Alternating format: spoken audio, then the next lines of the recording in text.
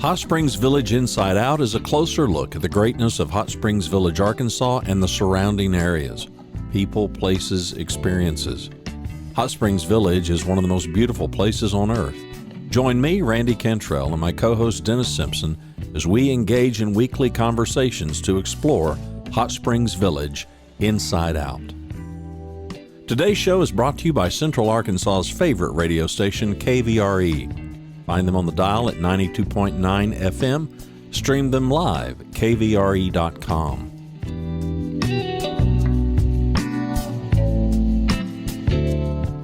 RE/MAX of Hot Springs Village. The award-winning RE/MAX of Hot Springs Village is the largest real estate office inside the village with over 30 full-time agents and support staff. Visit them to learn more about this beautiful place to solve your real estate needs. Call them today at 1-800-364-9007. Find them online at explorehsv.com. They are RE/MAX of Hot Springs Village at 1-800-364-9007 or online at explorehsv.com. Ike Eisenhower State Farm. Ike and his award-winning team have been serving the insurance needs of folks all around Hot Springs Village since 1998. Ike has qualified for State Farm's President's Club, Chairman's Circle, and Hot Springs Village Insurance Agent of the Year. Call Ike Eisenhower State Farm today at 501-984-4100. That's 501-984-4100. Find them online at ikeeisenhower.net. Call them today for all your insurance needs because, like a good neighbor, Ike Eisenhower State Farm is there. Hot Springs Village Inside Out, Dennis Simpson, and the ever, always serious Joey Clampit. Joey, how's it going over there? Doing good, looking good, feeling good. Joey, where do you find a sombrero like that? I'm just curious. This sombrero, yeah, long story. I used to be a food sales rep in Central Arkansas, and I used to sell to a lot of Hispanic grocery stores. So one of my clients brought this back from Mexico for me, and it has been a point of contention in my marriage for some time now. Apparently, my wife did not like wedding pictures with the sombrero on. So let me get this straight. So this show today will include marital counseling. Is that what I'm hearing? Everything I do involves counseling, whether it be marital or otherwise. or caloric. For those Don't know what that means, but sure. For those of you that don't know, this is Mr. Joey Clampit with Clampit's for first food truck. Now Clampit's great restaurant, man. I'm impressed. This is it's not even a restaurant. That doesn't even begin to cover it. Take the hat off so we can see your lovely mug here. But let me, hang on. I've got to do a share here real quick. Hang on. There we go. And I was going to ask, I was fascinated to know how on earth you got started doing what you do, Joe. It's a restaurant. It's a food smart. It's a prep food. Tell me more. I don't know a thing, and I'm really interested. You know, I got in this industry. I started, of course, I graduated high school in 1988, and jobs weren't that easy to come by back then. Mm-hmm. You know, I tried to find a job. I found a job as a dishwasher at a Western Sizzler in Monticello, Arkansas in 1989. And I was just glad to have a job making $3.75 an hour. And they started you on a probation period, right? Because if you don't work out, we got another guy lined up. Yeah, whatever you want. So I started washing dishes, like I said, $3.75 an hour, and I was glad to do it. But over the next 2 years, I kind of worked my way up. His sons at Western Sizzler, they cut meat. So his sons were going to college, and they cut all the steaks for both restaurants. He said, "Hey, my boys are leaving. Do you want to learn how to cut meat?" I said, "Sure." And so within a couple of years, I worked my way up to manager, learned how to cut meat, learned how to cook, learned a lot about running a business and a restaurant, and ended up being there for a few years. Actually moved down to Bastrop, we converted a Western Sizzler over in Bastrop over to Longhorn Steakhouse back in the day. And so that's pretty much where it started for me. I took that knowledge that I learned at Western Sizzler, went to Brown's Packing, which is a slaughterhouse in Little Rock, Holly brand products. If you're from Arkansas, you've had Holly bologna, Holly barbecue loaf. Got a job there. I lied and told them I know how to cut meat. I could hold a knife, but that was about it. I could cut steaks. Then they put me on the kill floor. So I spent a couple of weeks boning hog heads. Boning hog heads. Not my best career move, but we do what we got to do. I worked my way into the pork cut room where we would cut up a hog in about 45 seconds. What? No. Are you exaggerating? No. All right. So the hogs are on rails. They push them in, they drop them, and there's a conveyor belt going right down the middle of the room. And on each side of that conveyor belt, there's cutting boards with about 5 guys on each side of the table. Each person has a particular piece they grab. I pulled neck bones off the front left shoulder. So they cut the front shoulder off, they cut the hock off, they threw it on the conveyor belt. It was my responsibility to grab it, pull it off, pull the neck bone out, throw it in a combo behind me, pull the fat cap off the pork butt, throw the picnic, which is the front shoulder and pork butt, up on the saw to be cut. And we would do that in about 45 seconds. And you better have your piece ready because the next one was coming by real fast. So it was basically an I Love Lucy thing. If the conveyor was coming and there would be another hog here in 45 seconds. There was no, and early on, of course, keeping your knife sharp is a hard process. Yeah. And so early on, I would just have to get behind and then spin my brakes. Instead of getting a break, I would play catch up. That way I could be caught back up by the time the crew come back in and we would start cutting again. Yeah. Let me interrupt here for 1 second. That's the difference between a man who's going to eventually own a business and a guy who's going to go from job to job the rest of his life. That's right. That really is. It didn't matter. When it was break time, I worked through my breaks. I sharpened my knife. I could catch up. I did what I was paid to do. Unbelievable. And so worked there for a year or so. Learned a lot about the meat industry, learned what I didn't want to do in the meat industry, and that was work at a slaughterhouse. It was hard work. It was rough work. I left there, took that knowledge, and went to Piggly Wiggly. Walked in and said, "Hey, I'm a meat cutter." And you were. You didn't lie this time. I could cut meat. I wasn't good at it, but I could cut meat. And I could pull a neck bone like nobody's business. But fortunately, at Piggly Wiggly, you're cutting neck bones, not pulling them. So worked my way into Piggly Wiggly. Started as a cleanup boy there. Started at the bottom as always. Worked my way up. Within probably 3 years, I was a market manager. I was running the Piggly Wiggly in Star City in the meat department anyway. Yeah. I was a traveling meat man for a few years. I traveled all over South Arkansas, cutting meat and running meat markets for them. So let me guess, that would be, as a friend of mine said, he said that's an honest living. Some days a little too honest. That was hard work, but we're talking about the 90s. You're probably making $4 or $5 an hour. You work 50, 60 hours a week. That's back when they could get by with the Chinese overtime. So anything over 40, you're making about 25% of your normal rate. Times was a little different back then. A little different.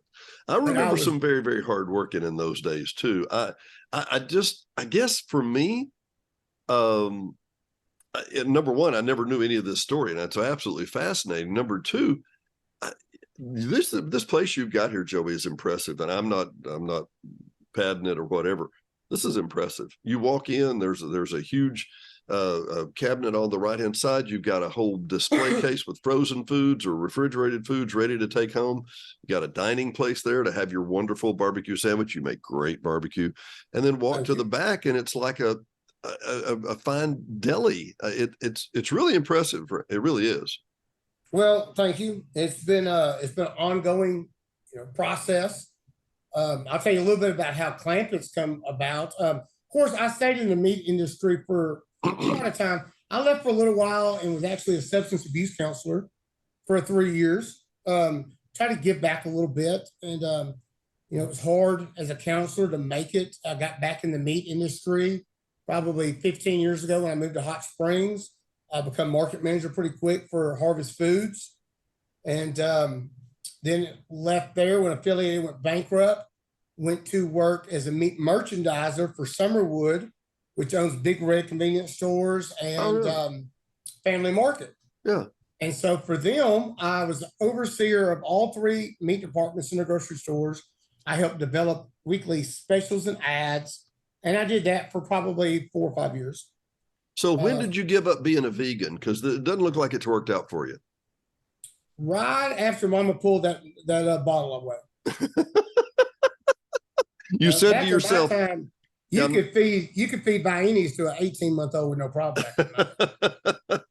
Little potted meat in that bottle never hurt nobody. Not exactly the top of the food chain there, but hey, it kept you from going hungry, right? Hey, we're talking about the 70s and 80s. It was a different time back then. It was. It really, really was. So I'm trying to describe it to people who've not been here. Number one, come here. Number two, I see how across your website you've got it broken down to lunch, catering, country store, and more. Let me click on the link here, and obviously not everybody's going to be able to watch this or see it with us, but what's the magic? And I'm not being facetious here at all. I mean, you have such a wide variety. What Monday we're going to have jalapeno poppers or beef stroganoff. Tuesday Mexican casserole. By the way, your spaghetti casserole. My wife makes a awesome spaghetti chicken spaghetti, and yours, my friend, within 5%, it's really good. She was like, "This is fantastic." So, and you have these pre-made meals ready every day, or you can get to go. And by the way, one of Randy, Randy, who's coming back here shortly, one of his favorites is the big boy sandwich. And I don't think it's spelled, there's no D, it's sandwich. Is that correct? Sandwich. Well, Grandma used to make sandwiches when we'd go fishing over on the river. So, a lot of the things here in the store are just from my childhood, from my growing up here in Arkansas. Yeah. My grandparents were sharecroppers. They cleared the land, worked hard. That's just who I come from. And that's all I really know. I moved on from Family Market, being a meat merchandiser, to being a sales rep for a food distributor out of Spring Hill, Louisiana. And I covered the Central Arkansas territory with my sales area. And I worked with grocery stores, meat markets, and I got to know a lot of people in the industry then. And that's kind of how I got led here to this building. I always had a dream of opening my own meat market. Me and my wife moved to the village probably 12 years ago now. And I thought, man, it's a great place to live. It's a great place to do business. But I thought that if we had a meat market and we did our due diligence, we worked hard, took good care of these people, they would take good care of us. And so that was my dream, but who knew if it would ever happen. Then one day I was coming home. I've been in Hot Springs selling. I'm coming up 7 to the stoplight. I got the sunroof open. Birds are singing, sun's shining, gorgeous day. Lord tells me to keep driving. Now, after years and years of not listening to nobody, I have finally come to grips with learning to listen to the Almighty up there. And so he tells me to keep driving. I said, where are we going? He leads me through the red light. I pull into the parking lot of my building now, and I thought it was an abandoned rock shop. I don't know if anybody's familiar with the looks of this building before I bought it. Windows were busted out of it. There was trees growing in the parking lot. It had been abandoned. It had been vandalized. It looked horrible. I didn't even know it was a restaurant at one time. Yeah, it was an abandoned pizza store. It was. So I pulled in thinking it was an old rock shop, because it looked that rough. And then I see the vent hood coming through the roof, and I think, wait a minute. As a salesman, I drive around looking for vent hoods and walk-in coolers. So I see the walk-in cooler and freezer sticking out the back. I seen the vent hood. I said, well, somebody did food here. So at that time, the Lord's speaking to me. I'm listening, and he's like, I'm going to bless you with this, and you'll honor and glorify me with it. I said, okay, you know better than I do, Lord. And so that day I called my wife. She worked at CHI. She was a surgery scheduler for the women's department. I said, when you get to the light, just keep driving. She's like, what are you talking about? I said, just keep driving. So she pulls in the parking lot. I tell her what the Lord told me. She believed me. Great. So I called the number on the front of the building, and I talked to the realtor, and he was like, yeah, it comes with 20 acres. And I'm like, did it really? Yeah, I got 19 and a half acres or something with it. And I was like, look, I can't afford it. I don't need it. Way more than I can handle. I said, would they just lease me the building? He said, no, probably not. It's a West Coast bank is owns it. They just went out from underneath it. So he gave me the information for the SBA Center over at Henderson State. He said, call them and see if they can help you. So I called the SBA Center over there, got to work with a young man named Brandon. We developed a business plan. I took it to Arvest Bank, and unfortunately, I got paired up with a good loan officer that believed in me. Mr. Glenn, Mr. Glenn, I bet. Actually, it was Brett Osley of Osley Family Farms. Yeah. Now, Mr. Glenn takes good care of me, but at that time it was Brett Osley. They were raising Wagyu, American Wagyu over in Bismarck. So we thought that would be a nice connection. Really? Yes. So me and Brett started working on it. And if anybody's ever done an SBA loan, it is horrible. As you know, I'm a meat guy. I'm better with a knife than I am a pen. Well, and I'm not saying SBA loans are thorough and unbelievably intensive, but what was your English grade, grade average in the third grade? Because they're going to need to know that, right? I'm a strong 2.2 all the way through. I'm glad to say I graduated with a 2.2, and I was proud of it. Yeah. They might have rounded up a little bit for me, but so they were tired of looking at you. They were tired of looking at you. We start this exactly back in the 80s. They just moved home, especially me. So we start this SBA process, and it falls apart about 5 times. And at that point, when I started looking in this building, all of a sudden there's multiple offers coming in. The realtor's calling me saying, look, they're taking offers on this building. If you really want it, you better move fast. And I told him, I said, look, it's not up to me now. The SBA is processed. I said, but the Lord's done told me the end result. So you can show it as many people as you want. You can take as many offers as you want. I know the end game here. And I'm going to be in that building, and we're going to glorify the Lord with it. Like I said, the deal fell apart multiple times. And there were some points that nobody believed it was going to happen. And I got questionable a couple of days. But, we were blessed. The Lord let us push the deal through. We got the building bought. And then I had to start finding equipment, trying to fill this big building up. I really thought about 2,000 square feet would do all I wanted to do. There used to be a meat market over there by Walmart, that little shop center. I thought that would be about a good fit. But now we got 6,000 square feet.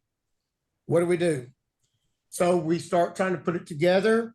I had some hiccups with the government as far as licensing and being permitted. When you say you're building a meat market, they instantly think you're going to be killing 1,000 head of cattle a day.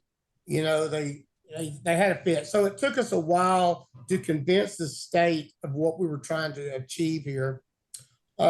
So we finally got it open about 3 months past my original open date. Of course, by this point, I'm broke. I've spent all my money trying to buy equipment. We traveled 3 states, piecemealing equipment for the store, meat grinders and saws and meat cases and 7-door freezers. All that stuff's very expensive, even back 5 years ago. So we finally get the store put together. At that point, I'm broke. I use my credit cards to put product on the shelf to get us going. And thus is the plight of the entrepreneur. When yes. Everybody else says all in, you don't know what all in means until you're buying product on your credit card just to hope somebody comes in and buys it off you on the shelf, right? Yes. That's the life of an entrepreneur. Yeah. Early stages, did I know? It just gets better from there. So we opened the store up. There's some pictures floating around of me over here in the meat department making plates for people. I didn't want to build a restaurant. I wanted a meat market. But as people come in, they wanted a restaurant out here. You hear that 20 times a day. I did convince my wife to let me buy a smoker. That way we could smoke some meat from time to time. And I said, well, let me just smoke some ribs and we'll see if we can do a barbecue plate.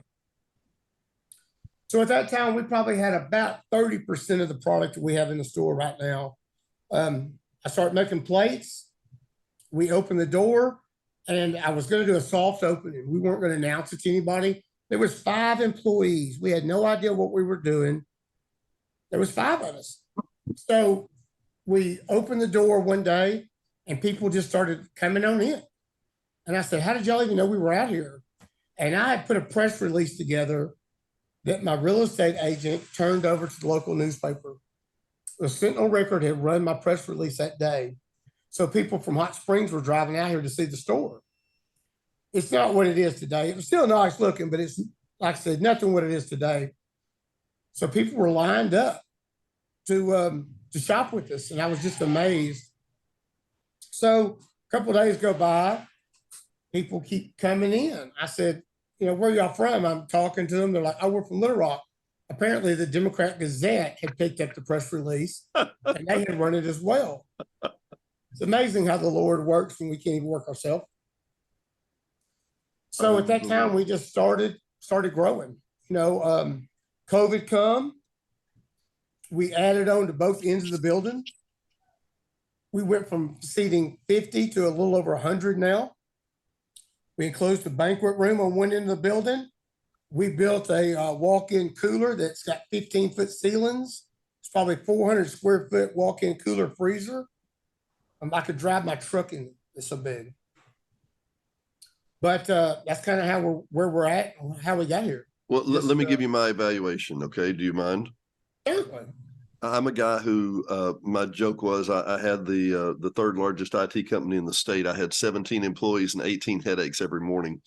And when I got rid of that, I haven't missed any part of that yet. Now I'm open to interpretation. It may be that I'll wake up and go, man, I wish I had more employees today, but it didn't hit me. It hadn't yet. It's only been 12 years, but it's early. It's early. But building retail places, walking into lots of retail, being in West Little Rock and knowing the competition, you walk into Best Buy, you walk into Whole Foods, and you walk into these big box stores, and you realize they had an expert put all this together. But not only that, they had an expert in meat. They had an expert in produce. They had an expert in to-go. They had an expert in prep. They had they had a whole team for every department in that store. And there's somebody whose job that was to simply make the store look unified. And then they have a whole bunch of other departments in there. That's what it is. That's how big department stores, that's how big box works. When you go into a smaller, pardon the term, but you know I'm right, mom and pop store, you see what mom and pop were excellent at. And don't get me wrong, I know I could have told that you were in meat, but that's not what I would have told you. I would have said the marketing is great, the to-go is great, the service for the food service there is great, the presentation in the meat shop is good. And literally, Joey, you've made a store that when you walk in, I have trouble telling you what the expertise of mom and pop was, because it's a great store. It's a really great store. And I'm not just telling you that to pad your pocket or to comfort you. It's really, I'm impressed. I'm impressed in all aspects. It doesn't have a short side that I see. Well, thank you. You know, it's a collective effort. I can assure you of that. It's, I'm just a big head back here in the back, but it's a collective effort. We have some great employees. My wife was a big contributing factor to this. After about the third day we were open, at that time she was working for Cedarville Funeral Home out here at the Village. Mm-hmm. She was their scheduler and a secretary. And on the third day I called her and said, you got to quit your job. I said, I've got to have you up here. And after the third day, she quit her job and she hadn't had another job since. And it's not lost on me too, and we joke about it. My parents were mom and pop. My parents had a printing company the exact same way. I did the same thing. There's nothing like that. When you say all in, all in is all in. All in is when both of you are there every day, 60 hours a week, blah, blah, blah, blah, blah. That's all in. Yeah, all in is signing about $8,000 for the payroll every Friday and not knowing how much money you got, or actually knowing how much money you got in the bank. Yeah, knowing and wishing wishing you didn't know. Yes. That's the first thing I do every morning when I roll over is I grab my phone, I check for messages, see who's called in, see who's got a problem with the staff, and then check accounts right off the bat every morning. Well, let me ask this. What would you say to the person that walked in your door the first time? What would you say? Go directly to the what? I don't know. That's a good question. I say hello, welcome, and just enjoy. Are Take you it hungry? in. Are you hungry right now, or are you Yeah. hungry later? I had a grandmother who worked at Allen Cannon Company. They were sharecroppers, great people. And the first thing you did, she lived in the middle of nowhere in a 100-acre farm. She would meet you in the yard with a big hug, a kiss, and say, "Son, are you hungry? Have you eaten yet today?" Don't matter how long it's been since you've seen her. First thing she's going to do is make you a plate. And that's the mentality that we try to have here. We want everybody to feel like they're our neighbors, they're our friends, and we want to treat them that way. So you come in, we want to find out, just let us know what you're trying to do. You don't need to have all the answers when it comes to food. That's what we do. You're trying to feed 12 people, you got a funeral service, you got a party. You just tell us what you're trying to achieve, and we'll help you get there. Let me throw one at you. And number one, I want people to know, Joey, I intentionally, before we pre-rolled, I've met you a few times and we've chatted. We haven't spent more than 5 to 10 minutes together in our lives until this moment right now. And I intentionally said, I don't want to know. I want you to tell it to me as we go. So I'm going to throw you one here just out the side. Yeah. There is a discussion. There's a discussion of having a family reunion out at Balboa Beach. We're going to have young kids. We're going to have middle age. We're going to have older people. I'm looking at about 75, and no, not a vegan in the crowd, so we're good. But what would you suggest? 75 people were going to be outside. We could start off with barbecue. That's a crowd favorite right now. It's probably the most inexpensive one we have. Really? But we could do, barbecue caterings will start about $10 a person. And that would be for pulled pork, pulled chicken, 2 sides, bread, and barbecue sauce. Are you serious? Yeah. Delivered? We work hard to keep our prices down. I've been in this industry for a long time, so I don't go and buy pork butts. I'll go buy 500 cases of pork butts. I'll make a commitment to $50,000 worth of pork butts so I can lock in that price for the next 12 months. Is it that much better a price, Joe? I mean, I don't know. I don't have a clue. Oh, yes. Well, one, they want your business. They want my business. We're a multi-million-dollar business at this point, and we buy a lot of food from a lot of different people. And so they will come in and work hard to get that business. And so we can lock in a price, whether it be on pork butts or briskets or ribs or chickens or something like that we use on a daily basis. It helps us to lock in that price throughout the year. Now, COVID messed that up. We had everything pre-booked when COVID came in, and we lost about $70,000 in bookings that year. Ouch! Ouch! Well, we all had a hard year. And you tied it up. I think I didn't mean to walk over you there, but you tied it up, I think, as best as it could be, and that was you 50,000 or 500 cases to lock in that price for the next 6 months. You don't want that market volatility, right? No. Because see, you never know what's going to happen. We had the bird flu this past year. So chicken prices took a spike over the last 6 months, and we paid more for chicken breasts than I've ever paid in my entire career. And I've done this for over 30 years. That's part of the reason why we built as big a walk-in cooler and freezer as we did. So when we find the opportunity to buy something, say we feature Stockyard Beef, which is a large company, started outside of Chicago over 100 years ago. They've recently moved to Aurora. But they opened a new facility in St. Louis a while back, a dry aging facility. And they immediately come to me and they go, "Joey, we want you to come to our facility. We want your opinion on it." So we work hand in hand with all of these suppliers. So US Foods will send me to, whether it be New Orleans for a weekend to a food show. We went to St. Louis to check out this dry aging facility. We partner with these companies to do this and bring this stuff to y'all. Whether it be we work directly with Petty Jean Meats, or, we're working with Cargill, we're working with some of these national packers on some of these brands. We have that much buying power, and we move that much volume out here in the middle of nowhere that they really want to work with us. So if we can lock in pork butts at, say, $1.05 versus buying it on the open market where it could get up to $1.80 in the middle of summer, 75 cents per butt, 80-pound box. So you're talking about $60, $70 box savings, 500 cases. That's what, $30,000. Pretty soon you're talking about real money. Yeah, eventually we'll make payroll. Well, but let me come back to real quick. Just outside the gate, obviously there's a Walmart at the bottom of the hill. Just outside the gate, there's a grocery store people kind of rave about. But people come from Hot Springs to that grocery store on a regular basis. How do you compete? Just literally, and as you say, in the middle of nowhere, and you're maybe what, a mile up the road from those folks. How do you compete with that? One, I always try to do. I don't want to sell the same thing they sell. I don't sell Lunchables. There's a reason why I don't sell Lunchables, because I can't sell Lunchables competitive with them. The grocery store we have at the road is a great grocery store. I used to sell to that grocery store. I'm friends with the market manager up there. Some of the meat cutters I have working for me used to work at that grocery store. But we don't try to do the same thing they do. We try to do something different. Mm-hmm. And there's a big difference in what we sell versus what they sell. Yeah. And when you talk about beef programs, they have a select beef program, which enables them to run $4.99 T-bones on a holiday weekend, which is great because some people want a $4.99 T-bone. There was a time in my life that I would love a $4.99 T-bone. Now, I don't eat $4.99 T-bones. My teeth aren't that good anymore.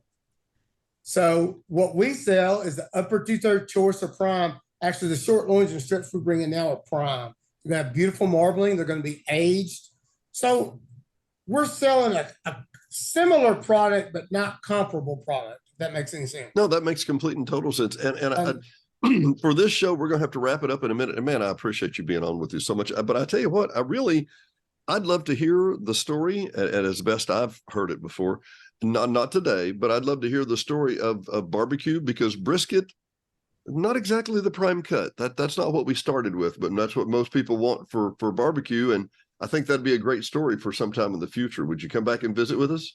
We'd love to do it. We love cooking. You know, as coming from a family of sharecroppers, I was raised by a single mother here in Garland County who put herself through nursing school. I helped raise my little sister. So working with nothing and building something out of it or making a good meal. I had a mother who could come in and open 4 cans and half a can of tuna fish and feed a family of 4. And that's where my cooking and my food skills have come through. You know, my grandmother was a Pope salad cooking champion in Louisiana. Really? Yes. So, you know, we don't do fancy food. We just do good country cooking. Country cooking. And back to your family reunion, I would recommend pulled pork, pulled chicken, potato salad, baked beans, bread. And then if you got some small kids, we could do some chicken skewers for them. We could do some mushrooms for them. There's a lot of things we could do. Corn dogs for them, whatever you want. That's the versatility that we have. If you want to do prime rib carving station and fried chicken strips, we can do it. How would we get in touch with you, Joey, if we wanted to do a catering for 75 people? You can stop by the store. You can call us at 501-204-5030. You can reach out to us on Facebook, Instagram, all the other stuff. I don't know anything about it. I have a young lady who works for me who takes care of all social media. I'm just the meat guy. You know what? I'm going to try that. I'm just the IT guy. I don't know anything about the rest of that. Unplug it, plug it back in. That's all I know about IT. Shh. You're giving away the secrets, man. Works 60% of the time. Joey, it's always been 40%. I just buy something new. Just buy something new. Joey, it's been a pleasure. Can we see you next time, buddy? Always. I'm always here. Y'all know where to find me. For Hot Springs Village Inside Out, I'm Dennis Simpson. He's Joey Clampit. We will see you next time. Thanks for watching and listening to Hot Springs Village Inside Out, a weekly podcast starring Hot Springs Village, Arkansas. Visit the website at hotspringsvillageinsideout.com.